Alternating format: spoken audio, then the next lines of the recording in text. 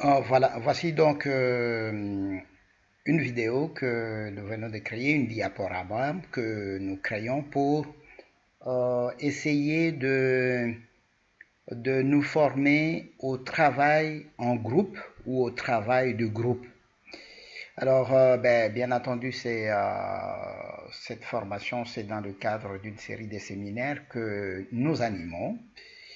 Nous sommes ingénieurs civils électriciens et nous présidons actuellement aux destinées de l'EAE ASBEL, c'est l'ASBEL Échange Afrique-Europe.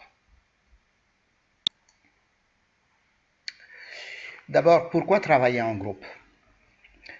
Travailler en groupe présente l'avantage que l'on peut sommer, additionner nos idées, créer de la richesse et donc être plus productif, être plus efficace, être compétitif.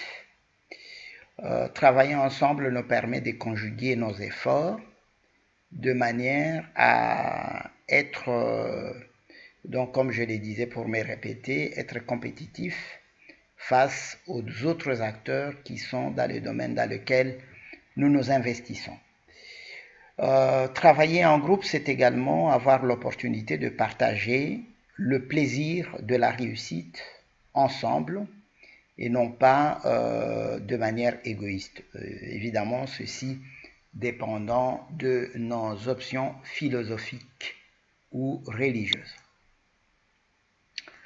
Alors, travailler en groupe est-il une valeur en soi? Beaucoup de personnes s'imaginent que travailler en groupe soit une valeur en soi.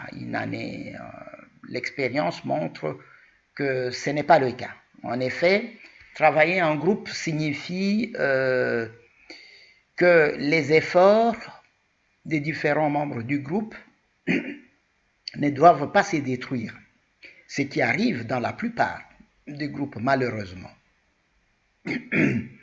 Et nous verrons dans la diapositive suivante la conséquence de ces efforts qui sont antagonistes et qui ne sont pas qui ne concourent pas aux mêmes objectifs. Alors, les idées, nous avions parlé de la richesse d'idées. Écoutez, on peut avoir des tas d'idées, mais si ces idées sont disparates et divergentes, elles ne serviront pas à grand-chose au groupe. Alors, comme nous nous occupons essentiellement de tout ce qui est développement local, développement communautaire, eh bien, des idées disparates et divergentes ne vont jamais profiter à une localité ou à un groupe. Il faut avouer aussi que travailler ensemble sans méthode, sans technique, sans connaissance, ça ne permettra pas nécessairement à un groupe d'être plus productif. Ça peut être même contre-productif. Utiliser des outils obsolètes dans un travail de groupe, des outils qui ne sont pas de qualité, peut diminuer en tout cas le rendement individuel des participants au groupe et donc créer, si vous voulez, une insatisfaction de la part des personnes qui participent au travail de groupe. C'est dire que travailler en groupe demande à ce que l'on se forme. Parlons d'abord des faits. Les faits montrent que par défaut, si rien n'est fait, un travail de groupe, en tout cas, est presque à 100% des cas contre-productif. Donc, c'est dire que contrairement aux préjugés de plusieurs, on ne devrait pas courir derrière un travail en groupe. On devrait d'abord courir derrière un travail en solo et ne recourir au travail en groupe que lorsque certaines conditions sont réalisées. En effet, l'expérience montre que le rendement d'un individu qui travaille dans un groupe pas préparés pour travailler en groupe, pas formés pour travailler en groupe, généralement le rendement de l'individu est réduit au 5e à peu près de son rendement lorsqu'il travaille seul.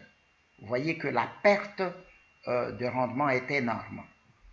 Et cela explique d'ailleurs, c'est une des raisons pour laquelle 33% des projets de groupe, c'est-à-dire des projets d'entreprise, 33% à peine réussissent. La plupart des projets échouent, justement à cause du fait que le travail en groupe soit, par défaut, contre-productif.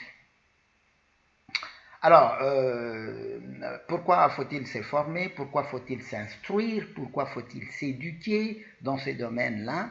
C'est parce que la méconnaissance des principes qui président au travail en groupe réussi, des méthodes à adopter dans un travail en groupe, des techniques à appliquer, des outils performants disponibles pour les travailleurs en groupe, la méconnaissance donc de toutes ces choses-là peut faire que, font que très souvent le travail en groupe soit contre-productif. Voilà ce que je voulais dire. Alors, il y a encore autre chose. On pourrait avoir la connaissance des principes, des méthodes, des techniques, des outils, etc. On pourrait donc être bien armé, mais écoutez, si au fondamental, il y a absence d'esprit de groupe, un travail en groupe ne sera jamais productif, ne permettra pas à un groupe de faire mieux qu'un individu qui travaillerait en solo. Donc en travaillant avec des intérêts opposés, en travaillant dans un esprit d'égoïsme parfait, on ne peut aboutir qu'à un travail de groupe décevant. Nous avons dit qu'il faut sommer les idées.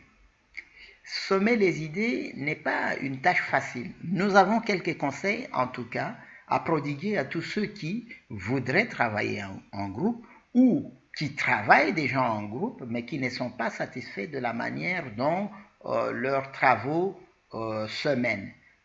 Voici quelques idées que nous allons vous donner, quelques conseils que nous pouvons vous donner. D'abord, couchez toujours vos idées sur papier. Ça vous permettra d'éviter de vous contredire, ça vous permettra d'éviter les redites et donc les pertes de temps.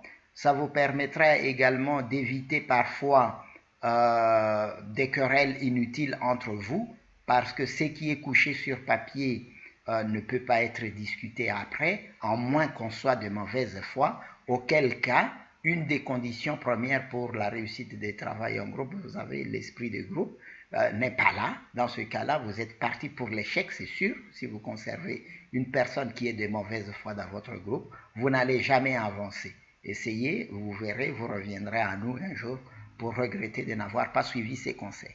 Alors, sommer les idées, ça veut dire les mettre ensemble dans le but, pour former un tout, dans le but de réaliser un projet, dans le but de réaliser une initiative de groupe. Les motivations, nous l'avons déjà dit, les motivations sont très importantes. Qu'est-ce qui pousse les personnes à venir participer à un travail de groupe? Confrontez vos motivations. Demandez à chacun ce qui le pousse à venir travailler en groupe. Une bonne façon de faire serait, à la toute première réunion, de demander à chacun de mettre de coucher sur papier ce qui le pousse à venir travailler dans le groupe et après de pouvoir lire et donner l'occasion à la personne d'expliquer ce qu'il a écrit sur le bout de papier. Ça peut être très intéressant, ça peut permettre d'éviter non pas l'hypocrisie comme telle, parce que ça serait plus grave,